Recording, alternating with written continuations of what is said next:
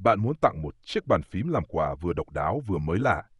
Hãy thử combo Logic K98S, dòng Amber cùng bộ keycap mạ vàng, món quà không chỉ đẹp mà còn đầy ý nghĩa. Sáng tạo với keycap.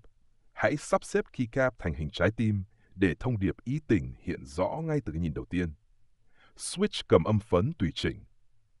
Đây là loại switch siêu êm, gần như không tiếng động, lý tưởng cho những không gian yên tĩnh, tạo điểm nhấn đặc biệt. Bạn cần chuẩn bị 18 switch tuyến tính Hạo Thành, thay vào toàn bộ switch ở phần trung tâm để tạo cảm giác gõ cực kỳ độc đáo. Âm thanh gõ đặc trưng. Nhờ cấu trúc gasket đệm lớn đáy của K98S, mỗi lần nhấn phím tạo ra âm thanh mềm mại như tiếng thình thịch của nhịp tim rung động. Không chỉ là bàn phím, mà còn là thông điệp ngọt ngào. Nếu bạn đang tìm một món quà ý nghĩa cho dịp đặc biệt, combo này chắc chắn đáng để cân nhắc.